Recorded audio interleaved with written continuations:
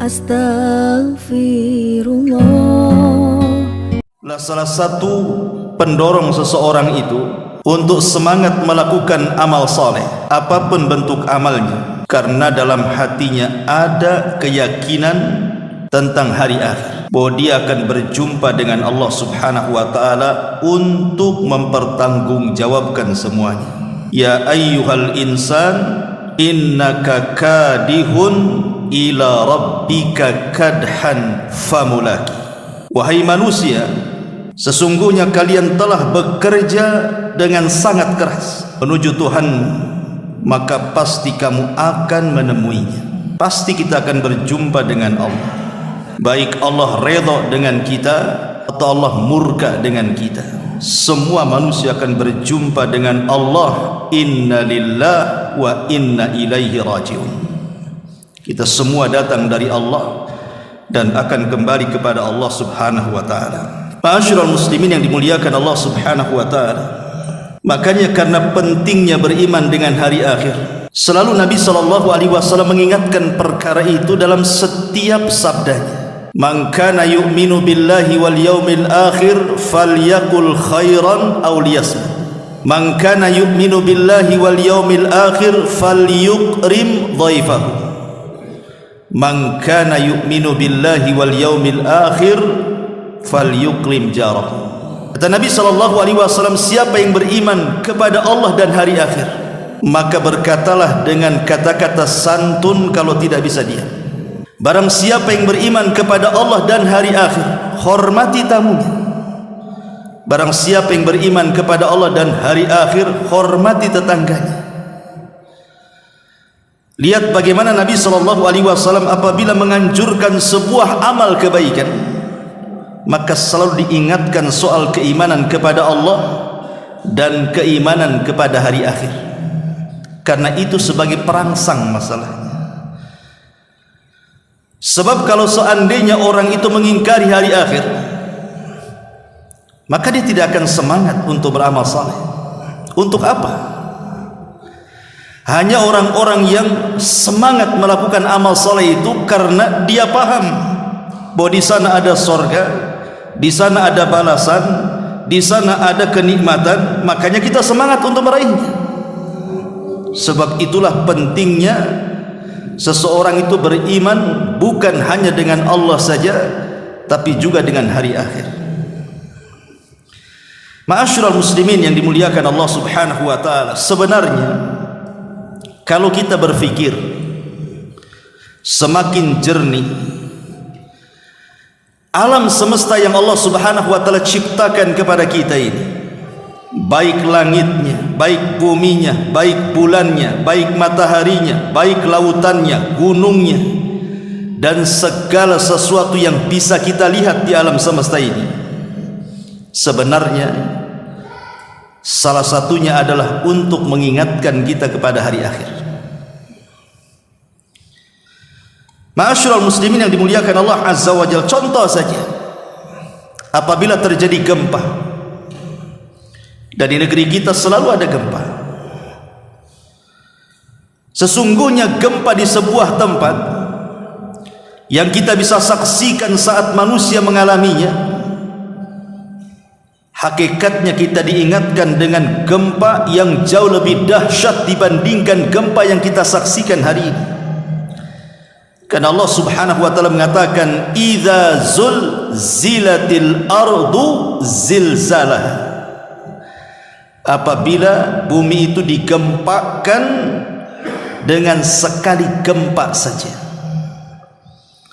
Kalimat zilzalah, ha ini kembali ke bumi. Maknanya ketika zilzal, gempa itu diidhafahkan, disandarkan kepada bumi, yang gempa itu bukan satu tempat. Bukan kayak di Jogja gempa, di sini tidak, di Malang gempa, di sini tidak, di Lombok gempa, di sini tidak. Tidak. Pada hari kiamat itu satu bumi gempa, itu makna zilzalaha. Artinya gempa yang kita saksikan itu mengingatkan kepada gempa di hari akhir nanti. Atau apabila kita melihat gerhana, baik gerhana matahari ataupun bulan, Sebenarnya kita mengingat Allah hendak mengirim sebuah sinyal bahwa di sana nanti di hari akhir akan ada gempa yang menandakan kiamat besar. Sebagaimana Nabi SAW mengatakan, innaha lan taquma hatta tarawna qablaha asyra ayat. Kiamat tidak mungkin tegak sampai kau lihat padanya 10 tanda-tanda besar. Kemudian salah satunya Rasul mengatakan, wa thalathatu khusuf, khasfun bil masyriq wa khasfun bil maghrib wa khasfun bi jaziratil arab. Terjadinya khusuf. Khusuf itu kalau ke langit artinya gerhana, tapi kalau ke bumi itu artinya gempa. Artinya akan terjadi banyak gempa pada hari kiamat dan akan terjadi banyak gerhana pada hari kiamat. Makanya Allah Subhanahu wa taala mengatakan, wa jumi'asy syamsu wal qamar wa idza syamsu kuwirat. Dan apabila matahari kuwirat, kuwirat itu artinya dipadamkan cahayanya, digerhanakan total, tidak ada lagi cahaya pada matahari. Dan ketika itu kiamat dibangkitkan. Ma'asyiral muslimin yang dimuliakan Allah Azza wa Jalla. Kemudian kalau kita melihat kepada jemaah haji, tepat di tanggal 9 bulan Dzulhijjah, apa yang dilakukan jemaah haji? Mereka wukuf di Arafah. Dan kita bisa saksikan lautan manusia yang wukuf di Arafah itu. Kata para ulama, sebenarnya ini mengingatkan bahwa kelak pada hari kiamat manusia akan dikumpulkan jauh lebih besar dibandingkan orang berkumpul di padang Arafah. Kapan itu? Saat manusia dikumpulkan di padang mahsyar. Karena kalau kita lihat di padang Arafah itu tidak ada beda, si kaya dengan si miskin tidak bisa kita bedakan, karena semua menggunakan kan ihram kan. Mana presiden, kecuali kalau kenal wajahnya kan? Kalau nggak kenal wajahnya kan kita tidak tahu mana yang presiden, mana yang menteri, mana yang pejabat, mana orang miskin, mana orang kaya. Tidak ada yang tahu. Semua pakai pakaian sama, semua berbunajat kepada Allah Azza wa Jalla. Semua berada di bebatuan dan mengangkat tangannya ke langit untuk minta ampunan.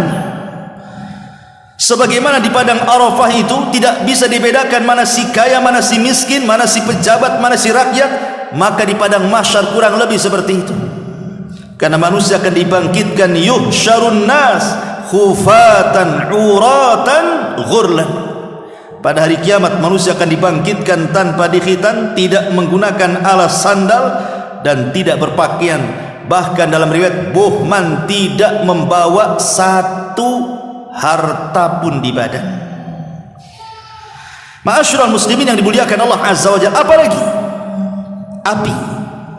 Hari-hari kita lihat api, terutama ibu-ibu depan kompor itu lihat api. Setiap hari kita melihat api.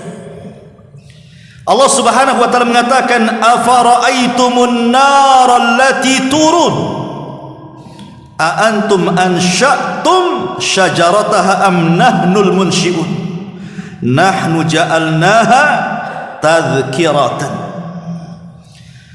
Allah mengatakan, apakah, bagaimana pendapat kalian tentang api yang kalian nyalakan? Tentang api yang kalian nyalakan. Kita nyalakan korek api, kita bakar sampah, kita menyalakan kompor dan begitu seterusnya. Bagaimana pendapat kalian tentang api yang kalian nyalakan? Kamukah yang menjadikan kayu itu terbakar atau kami yang menjadikannya? Kami jadikan api itu hakikatnya untuk menjadi peringatan.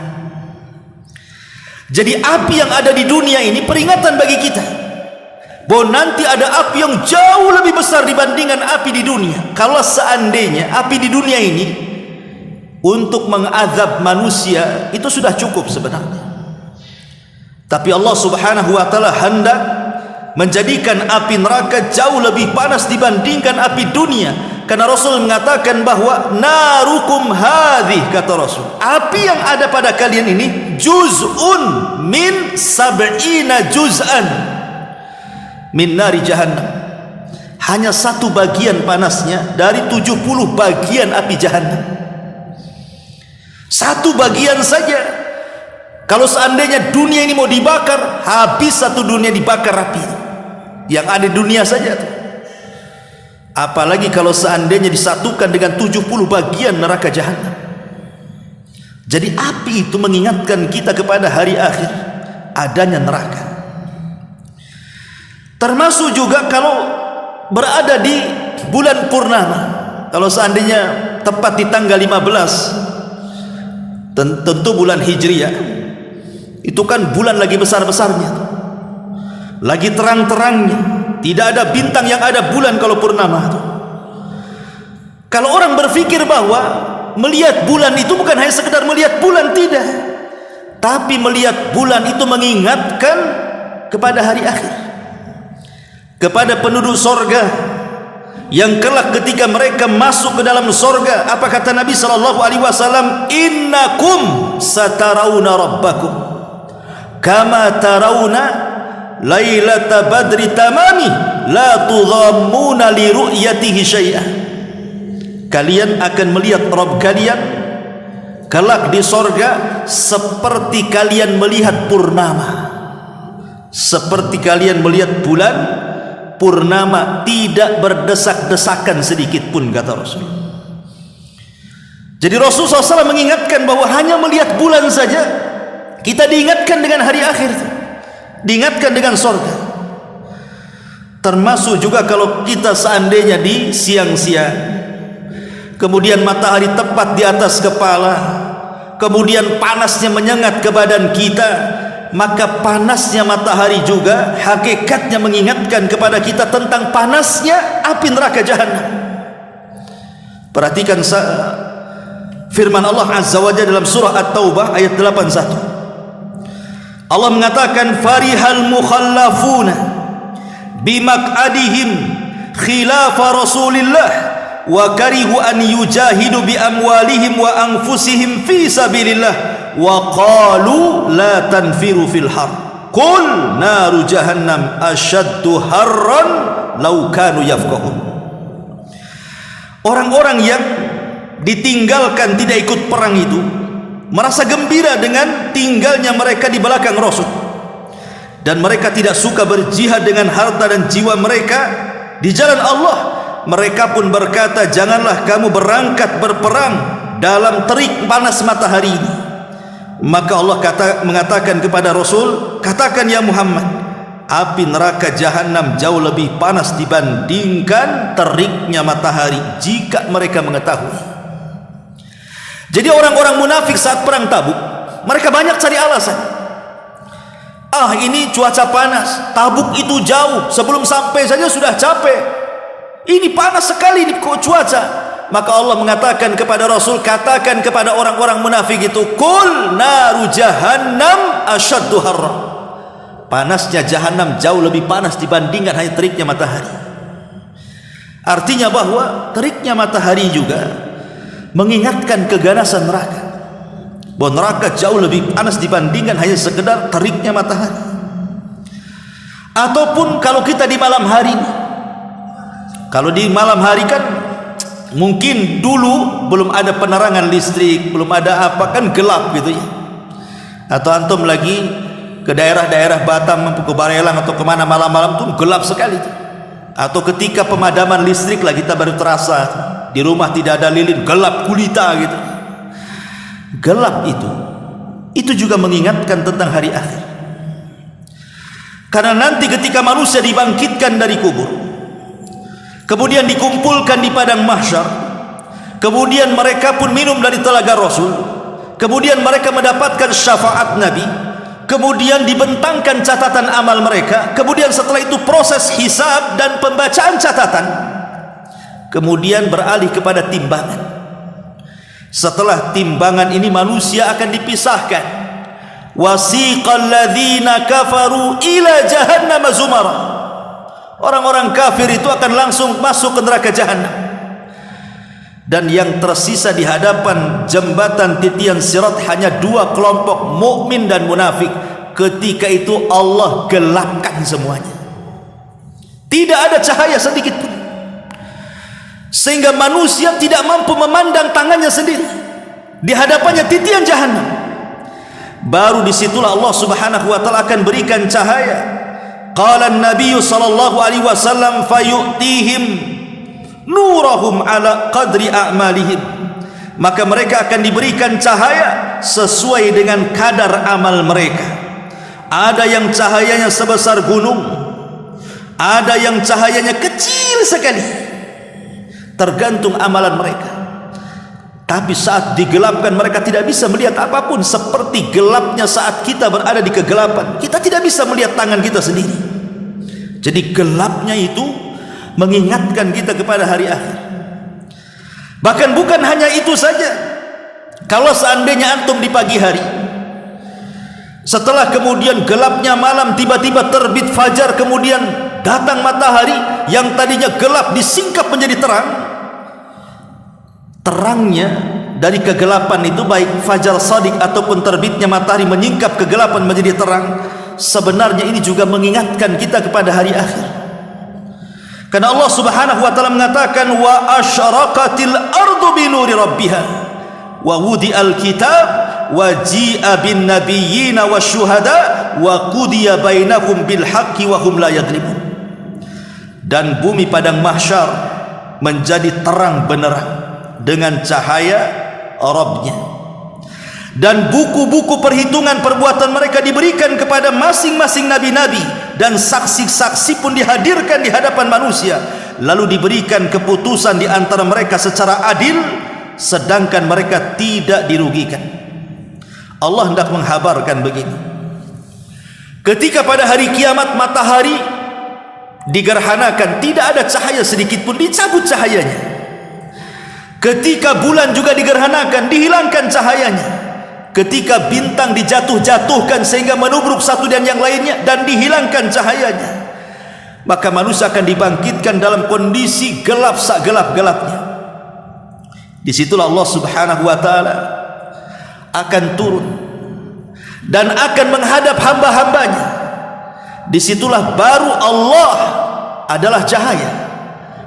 Cahayanya Allah subhanahu wa ta'ala akan menerangi seluruh padang mahsyar. Setelah adanya gelap, datang Allah, maka cahaya keadilan Allah azza wa jal akan menerangi seluruh yang ada di padang mahsyar, seolah-olah dari gelap terbitlah terang. Begitu harusnya seorang mukmin itu melihat sekitar kita, bahwa ini semua bisa dijadikan alat mengingat kita kepada hari akhir sebenarnya. Bahkan kalau antum ke pasar nampak ada buah-buahan, ranum, macam-macam, ada pisangnya, ada anggurnya. Sebenarnya ini juga bisa mengingatkan kita kepada hari akhir. Hanya melihat buah-buahan saja. Karena Allah subhanahu wa ta'ala ketika menceritakan penduduk sorga dan makanannya, apa kata Allah? Wa faqihatin mimma yatakhayyarun wa lahmi tairin mimma yashtahun. Dan buah-buahan dari apa yang mereka pilih, dan dari daging burung dari apa yang mereka inginkan. Kata Abdullah ibn Abbas, persamaan buah-buahan di sorga dengan di dunia itu hanya sekedar nama. Di sorga ada pisang, di dunia ada pisang. Di sorga ada kurma, di dunia ada kurma. Di sorga ada anggur, di dunia hanya ada anggur. Hanya kesamaan nama, tapi hakikatnya berbeda anggur sorga dengan dunia. Ma la ainun ra'at wala udhunun sami'at wala khatara ala qalbi bashar. Kenikmatannya tidak bisa dilihat mata, didengar telinga, terlintas pun tidak, ya. Saking nikmatnya kehidupan sorga itu banyak sekali. Bahkan kalau ada gunung meletus, kemudian lahar di mana-mana, panas gitu ya. Kalau ada gas muncrat dari dalam lautan atau di perut bumi, mengeluarkan api dan begitu seterusnya, sebenarnya itu juga membayangkan tentang hari akhir juga. Karena di antara tanda-tanda kiamat besar yang terakhir apa?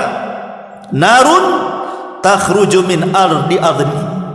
Api yang keluar dari perut Aden. Lahar, larva yang keluar dari perut Aden menggiring manusia. Kemana? Ke Syam. Disitulah manusia akan dikumpulkan terakhir kalinya la taqumus sa'ah illa ala syiraril khalqi.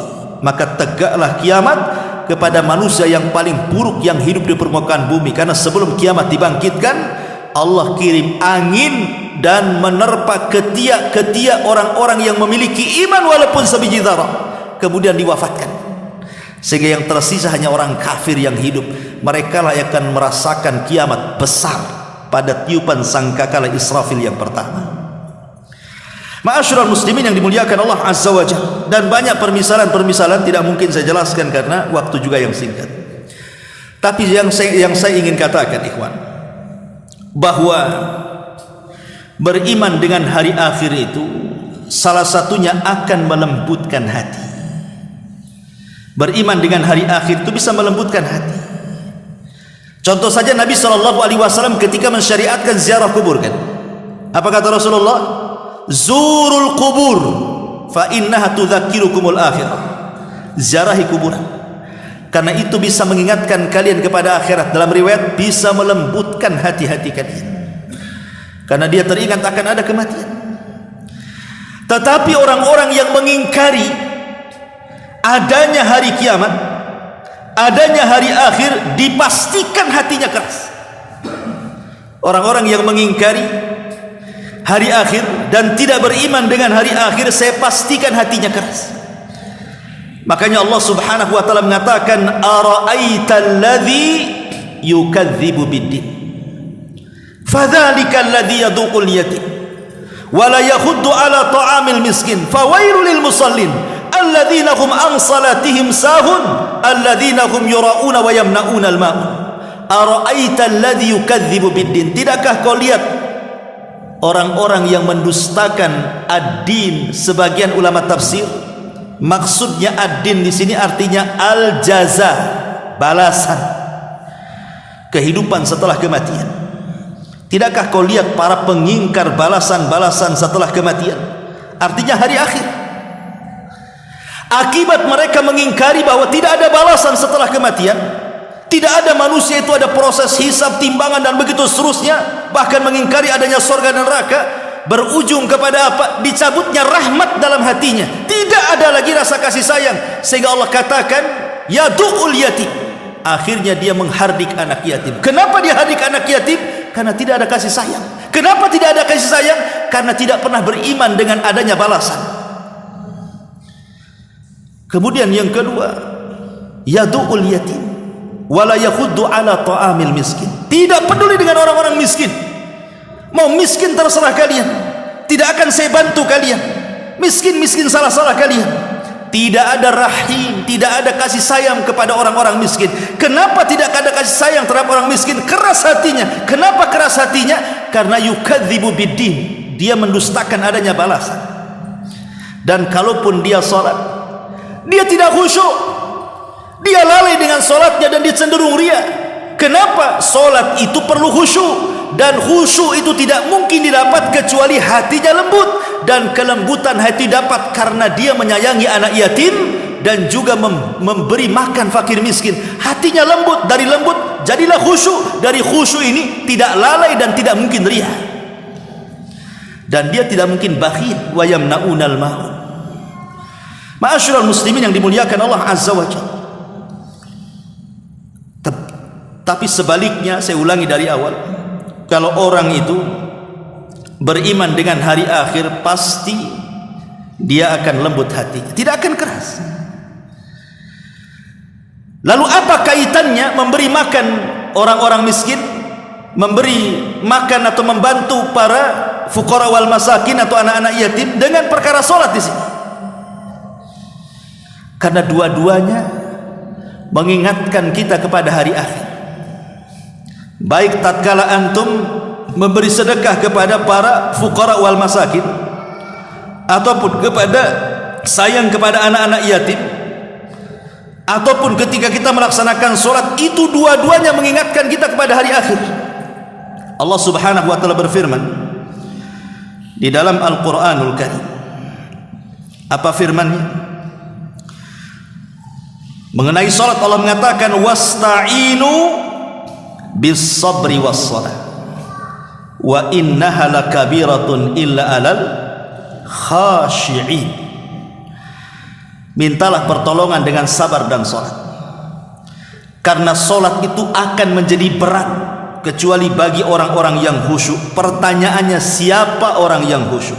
Lihat ayat setelahnya, alladzina yadhunnuna annahum mulaqu rabbihim wa annahum ilaihi raji'un, yaitu orang-orang yang yakin bahwa mereka akan berjumpa dengan Tuhannya dan bahwa mereka akan dikembalikan kepadanya. Jadi solat itu hakikatnya melahirkan keimanan kepada hari akhir, karena Allah yang mengatakan mintalah pertolongan dengan sabar dan solat. Walaupun solat itu berat kecuali bagi orang-orang yang khusyuk. Siapa orang yang khusyuk? Orang yang yakin dia akan berjumpa dengan Allah dan dia akan kembali kepada Allah. Kapan itu? Hari akhir.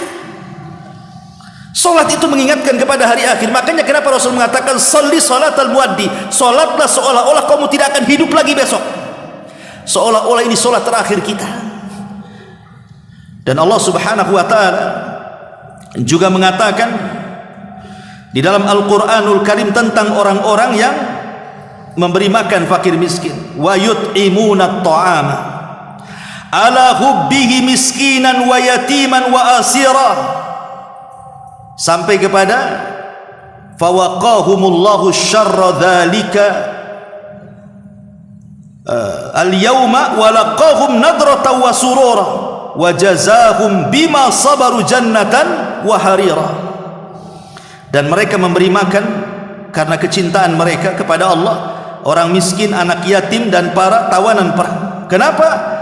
Karena mereka takut akan mir rabbina yauman abusan qamtarira, karena nanti akan ada sebuah kejelekan yang merata di mana-mana. Maksudnya kelak pada hari kiamat. Makanya kenapa ada hubung kait antara memberi makan, membantu orang miskin, dan juga solat. Dua-duanya mengingatkan tentang hari akhir, dan dua-duanya bisa melembutkan hati kita. Baik, dari sini ini sebagai mukaddimah tentang hari akhir. Hari akhir itu ada dua macam. Beriman kepada hari akhir itu ada dua macam. Pertama, hari akhir yang disebut dengan yaumul akhir as-sughra, dan yang kedua yaumul akhir al-kubra. Ada hari akhir kecil, ada hari akhir besar.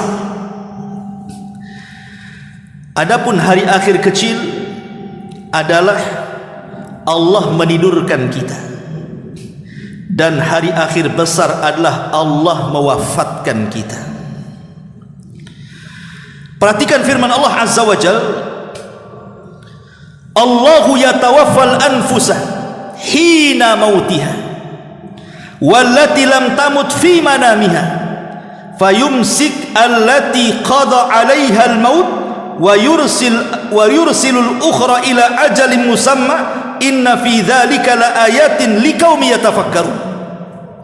Allah memegang jiwa orang-orang ketika matinya, dan juga memegang jiwa orang-orang sebelum mati di waktu tidurnya. Jadi waktu orang tidur ataupun orang mati, yang megang jiwa itu Allah. Allah pegang dua-duanya. Anda sedang tidur, dipegang jiwanya oleh Allah. Anda mati pun dipegang jiwanya oleh Allah.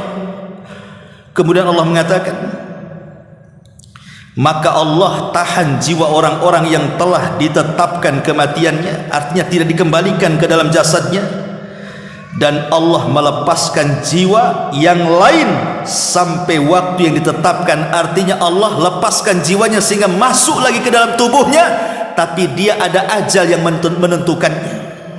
Sesungguhnya pada yang demikian itu terdapat tanda-tanda kekuasaan Allah bagi orang-orang yang berfikir. Dalam ayat ini Allah kumpulkan dua hari akhir.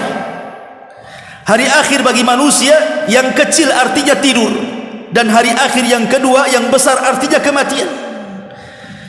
Karena begini ikhwan, Nabi SAW ketika ditanya apakah penduduk sorga itu tidur wahai Rasul, kata Rasul, tidak mungkin penduduk sorga tidur. Kenapa? Karena an-naumu akhuhul maut, tidur itu saudaranya kematian. Lihat ketika Nabi SAW mengajarkan doa kepada kita sebelum tidur apa? Bismikallahumma amutu wa ahya. Kalimat amutu mati, wa ahya dan hidup. Kemudian setelah bangun dari tidur juga alhamdulillahilladzi ahyana ba'dama amatana. Segala puji bagi Allah yang telah menghidupkan setelah kematian. Karena tidur itu saudara kematian. Betapa banyak orang tidur, Allah tahan jiwanya sehingga tidak terbangun lagi. Betapa banyak orang-orang yang tertidur tiba-tiba tidak bangun lagi. Karena tidur itu adalah saudara daripada kematian. Artinya kalau seandainya Anda tertidur itu sama dengan Anda mati.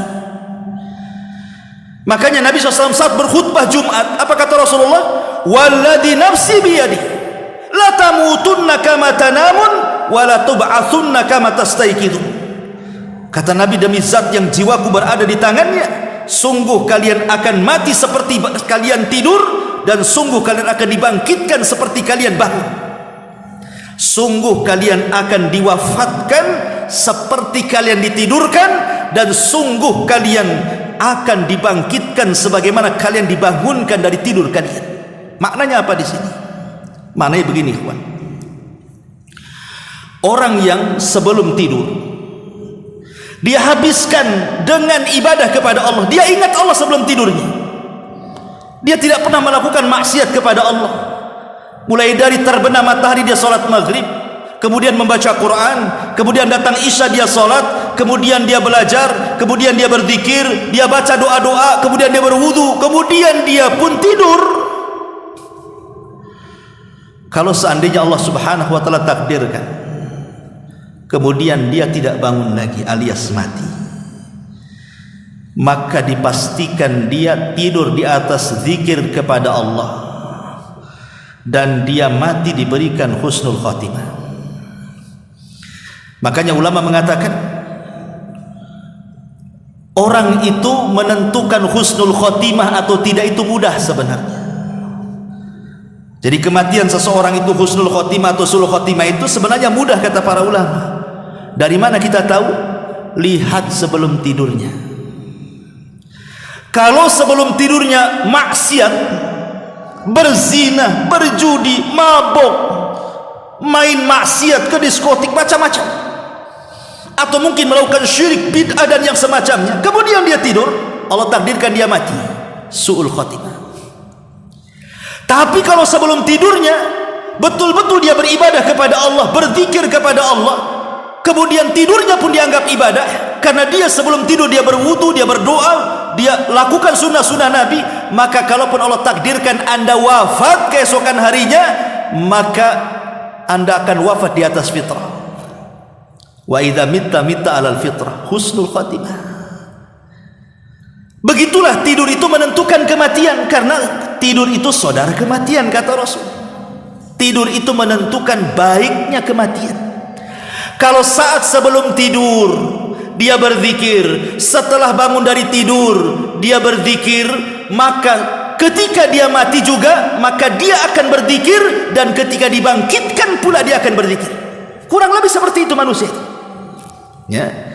Saya ulangi, kalau seandainya sebelum tidur kita berzikir, ingat Allah, kemudian bangun dari tidur kita ingat Allah, maka saat mati pun kita akan ingat Allah, dan saat dibangkitkan pun kita ingat Allah. Karena Rasul yang mengatakan kalian akan diwafatkan seperti tidur kalian, dan kalian akan dibangkitkan seperti kalian bangun dari tidur kalian. Dari sini ma'asyiral muslimin yang dimuliakan Allah Azza wa Jalla, bahwa tidur itu menentukan baik buruknya kita. Makanya kenapa ada sunnah yang diajarkan Rasul, bertobatlah sebelum tidur. Disebutkan oleh Aisyah radhiyallahu anha, satu malam Nabi sallallahu alaihi wasallam bertanya kepada Aisyah radhiyallahu anha, mengatakan, "Ya Aisyah, relakah dirimu kalau malam ini aku tidak tidur bersamamu? Aku ingin menyembah Rabbku," kata Rasul. "Tapi kalau kau izinkan." Kalau tidak kau izinkan, tidak. Kata Aisyah radhiyallahu anha mengatakan, "Sungguh aku senang ada di sisimu wahai Rasul, tetapi aku juga rela dengan apa yang engkau senangi. Silahkan beribadah. Tidak apa-apa malam ini kau tidak tidur denganku." Maka Nabi SAW mengambil wudu, kemudian sholat, kemudian membaca Al-Quran sampai menangis. Mulai dari ba'da isya, tangisannya tidak berhenti sampai mendekati fajar. Namanya orang nangis lama, tentu ada bekas di matanya. Ketika sholat subuh, Bilal ibn Rabah tahu bahwa Rasulnya habis nangis nih. Makanya Bilal kemudian berkata, "Ya Rasulullah, wa ma yubkik?" Rasul, apa yang menyebabkan kau menangis? Maka Nabi SAW mengatakan, "Ya Bilal, unzilat alayya fi lailati ayat." Telah diturunkan kepadaku tadi malam satu ayat. Wailun liman qara'aha wa lam yatadabbaraha. Celaka bagi orang yang membacanya dan tidak merenungkannya. Celaka bagi orang yang membacanya dan tidak merenungkannya, kata Rasul. Kata Bilal, Rasul, ayat apa itu? Maka Nabi SAW membacakan surah Ali Imran ayat 190 sampai 191. Inna fi khalqis samawati wal ard wa ikhtilafil laili wan nahar la ayati liulil albab alladzina yadhkuruna Allaha qiyaman wa qu'udan wa ala junubihim wa yatafakkaruna fi khalqis samawati wal ard rabbana ma khalaqta hadza batila subhanaka faqina adzabannar. Sesungguhnya dalam proses penciptaan langit dan bumi, kata Allah, dan silih bergantinya malam dan siang, terdapat tanda-tanda bagi orang-orang yang berakal. Siapa orang yang berakal itu? Orang yang mengingat Allah sambil berdiri, sambil duduk, sambil baring, dan mereka memikirkan tentang penciptaan langit dan bumi. Kemudian berkata, "Ya Tuhan kami, Engkau tidak menciptakan ini dengan sia-sia. Maha suci Engkau, peliharalah kami dari siksa api neraka." Lihat bagaimana Allah Subhanahu wa taala di sini mengaitkan tentang siksa neraka dengan penciptaan langit dan bumi. Apa hubung kaitnya? Sebelumnya Allah menceritakan tentang penciptaan langit dan bumi yang luar biasa. Setelahnya diakhiri dengan cerita tentang siksa neraka. Ya Allah, hindarkan aku dari siksa neraka. Karena dari awal sudah saya katakan bahwa segala sesuatu alam semesta ini bisa mengingatkan kita kepada hari akhir. Jadi kalau seandainya Anda menatap langit, pertanyaannya, Anda tahu dari mana langit itu awal diciptakan? Dari apa bahan langit diciptakan? Maka Allah jawab dalam Quran, "Tsumma stawa ila sama wa hiya dukhan faqala laha lil ardi walil ardi i'tiya taw'an aw karhan qalat ataina ta'in." Kemudian dia menuju kepada langit, maksudnya Allah menuju ke langit. Kemudian dia menuju kepada penciptaan langit, dan langit itu merupakan asap. Jadi waktu itu langit belum ada bangunan, masih bentuk asap. Jadi penciptaan awal langit itu dari mana? Dari dukhan, dari asap. Dan asap itu mengingatkan neraka, karena asap tidak mungkin muncul kecuali ada api. Kalau tidak ada api, tidak ada asap, ya. Makanya diingatkan dengan azab neraka. Kalau kita melihat bumi, begitu juga dalam bumi ini isinya api semua, ikhwan. Antum kira dalam bumi itu isinya apa? Itu api semua, ya gas, ya larva, ya apa, semua ada di bumi itu. Makanya kalau kiamat yang mengeluarkan api semua satu bumi dan lautan itu, dan itu mengingatkan kepada neraka. Makanya diingatkan di sini bagi orang-orang yang berpikir bahwa ciptaan langit dan bumi ini mengingatkan akan neraka. Makanya Allah tutup, wa qina adzabannar. Ya Allah, jauhi aku dari azab neraka. Artinya bahwa Nabi SAW mengajarkan disuruh berfikir tafakur tengah malam sebelum tidur. Artinya diajak berfikir supaya kita berzikir dan tobat. Maka di sini Allah mengatakan, alladzina yadhkurunallaha qiyaman wa qu'udan wa ala junubihim, dan orang-orang yang di malam hari mereka senantiasa mengingat Allah di waktu berdiri, di waktu duduk, di waktu berbaring. Ini isyarat supaya kita lebih dekat kepada Allah di malam hari sebelum tidur kita, supaya Allah Subhanahu wa taala hadiahkan kepada kita husnul khatimah. Ma'asyiral muslimin yang dimuliakan Allah Azza wa Jalla, rukun daripada rukun-rukun hari akhir itu ada 5 sebenarnya.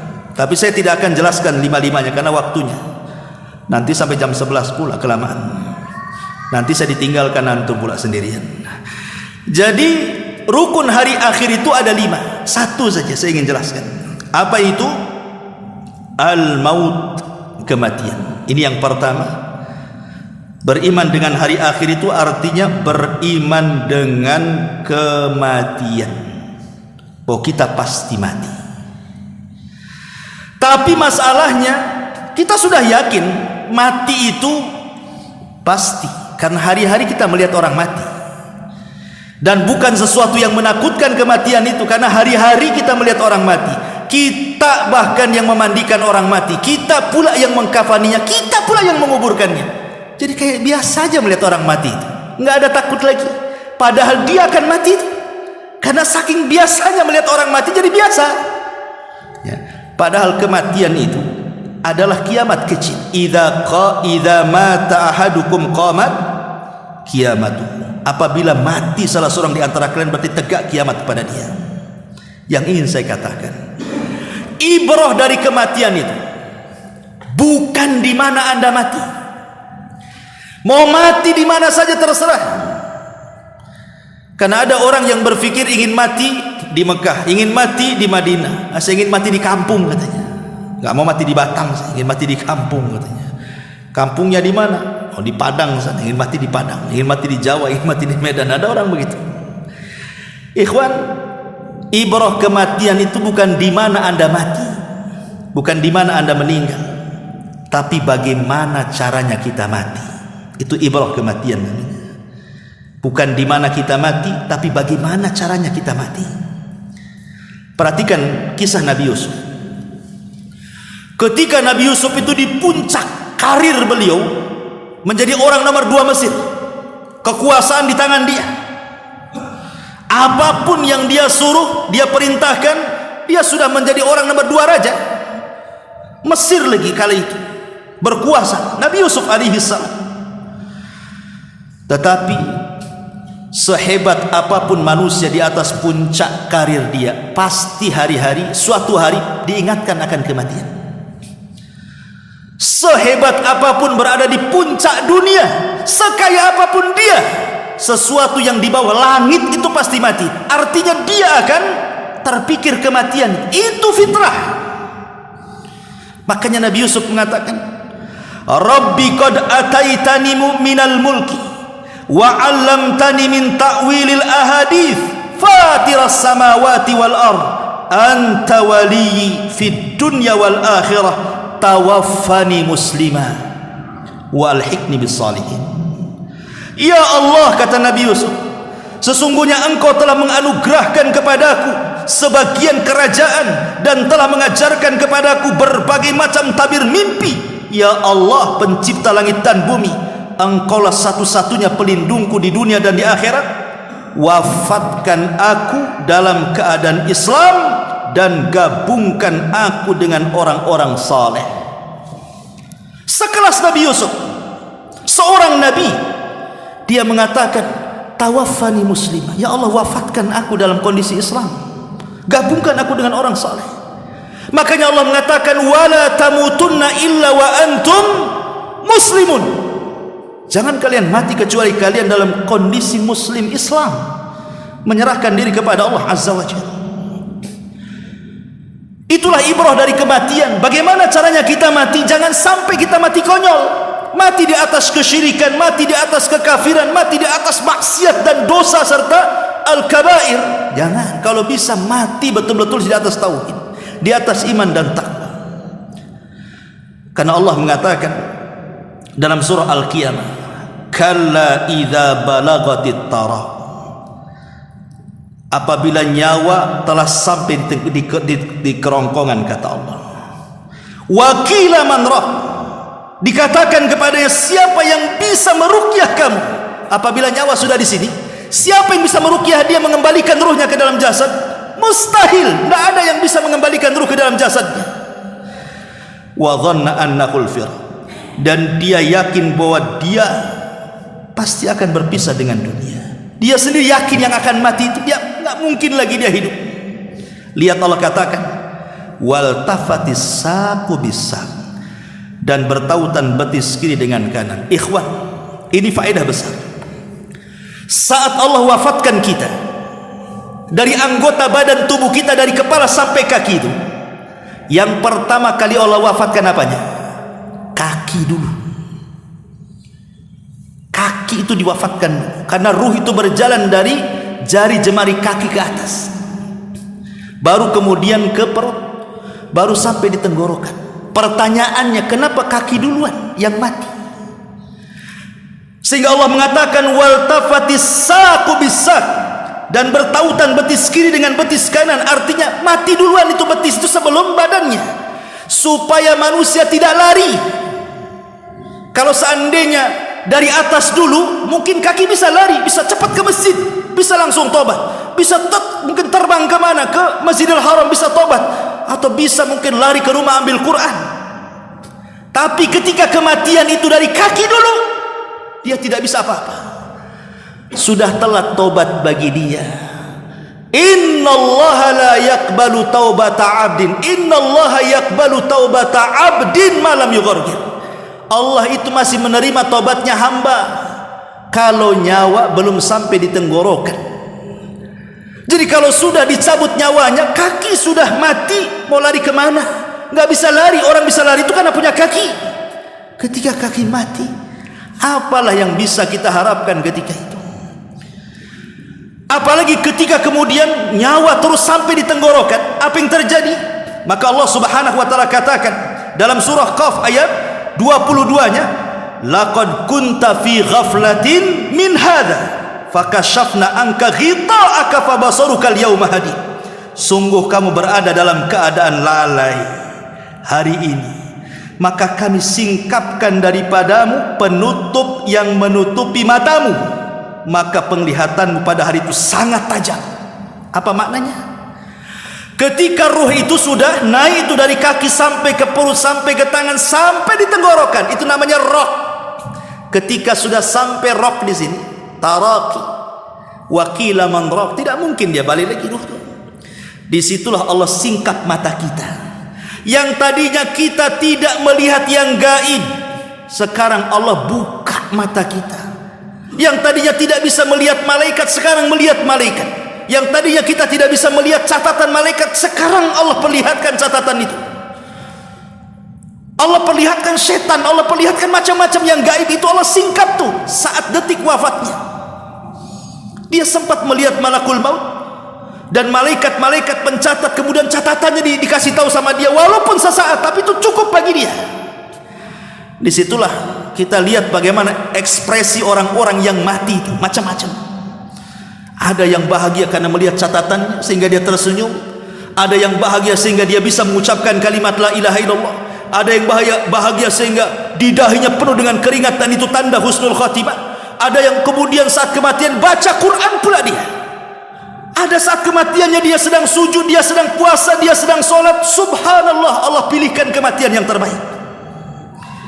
Tetapi bagi orang-orang yang melihat catatannya buruk semuanya, maka timbullah penyesalan pada dirinya, dan dia pun mengatakan hatta idza jaa ahadahumul maut qala rabbirji'uni la'alli a'mala salihan fima tarak kalla innaha kalimatun huwa qailuha wa min waraihim barzahun ila yaumil yub'atsun. Dalam surah Al-Mu'minun ayat 99. Maka orang-orang itu pun menyesal dan mengatakan demikianlah keadaan orang-orang itu, hingga apabila datang kematian kepada mereka, mereka pun berkata, ya Allah, kembalikan aku ke dunia, kembalikan aku ke dunia, agar aku bisa berbuat amal yang baik, yang soleh terhadap apa yang telah aku tinggalkan sebelumnya. Mungkin aku dulu tidak sholat, janji aku akan sholat. Dulu aku meninggalkan puasa, janji aku akan puasa. Dulu aku tidak membantu fakir miskin, ku janji akan ku bantu mereka. Sekali-kali tidak. Sesungguhnya itu adalah perkataan yang diucapkan saja, itu angan-angan saja, tidak mungkin dibalikan setelah kematian. Karena di hadapan mereka ada dinding sampai hari mereka dibangkitkan, ada barzah, sudah tidak mungkin lagi ke dunia. Walaupun mereka mengatakan laula akhartani ila ajalin qarib la asaddaqa wa aku minas salihin, ya Allah, barang sebentar ajalah ke dunia itu, aku akan sedekahkan semua hartaku yang dulu aku tidak pernah sedekahkan, dan aku akan janji jadi orang soleh. Apalah penyesalan itu? Percuma orang sudah mati menyesal itu. Mustahil penyesalan dikabulkan. Karena itu angan-angan. Wa tara idil mujrimuna naqisu ru'usihim inda rabbihim Rabbana absarna wa sami'na farjina na'mal salihan inna muqinun. Dan alangkah ngerinya jika sekiranya kamu melihat ketika orang-orang yang berdosa itu menundukkan kepala mereka di hadapan Rabbnya. Mereka pun berkata, wahai Rabb kami, kami telah melihat, kami telah mendengar, maka kembalikan kami ke dunia, kami akan mengerjakan amal soleh. Sesungguhnya kami adalah orang-orang yang yakin sekarang. Manfaat penyesalannya? Tidak manfaat. Mau janji apapun di hadapan Allah, kalau sudah mati tidak mungkin dikembalikan. Maka dari sini ma'asyiral muslimin yang dimuliakan Allah Azza wa Jalla, Allah jawab kepada mereka, awalam nu'ammirkum ma yatadzakkaru fihi man tadzakkar wa ja'akumun nadhir. Dan apakah kami tidak memanjangkan umurmu dalam masa yang cukup untuk berfikir bagi orang-orang yang mau berfikir? Dan adakah tidak datang kepadamu pemberi peringatan? Seolah-olah Allah ingin katakan, ngapain kau menyesal? Dulu aku sudah kasih usia panjang kepadamu. Mungkin di antara kamu ada yang wafat di usia 40, di usia 50, di usia 60, di usia 70, di usia 100. Kemana umur itu? Seolah-olah Allah ingin katakan seperti itu. Kemana umur-umur itu? Kau sia-siakan begitu saja? Sekarang ada penyesalan? Oh tidak, karena aku sudah kasih umur panjang kepada kalian. Salah kalian sendiri kalau tidak diamalkan dan tidak dimakmurkan umur itu. Makanya Rasul mengatakan, khairun nas man tala umruhu wa hasuna amalu. Sebaik-baik manusia yang dipanjangkan umurnya dan diperbaiki amalannya. Maka minta kepada Allah panjang umur dan minta supaya kita diperbaiki amalan kita. Wallahu a'lam bishawab.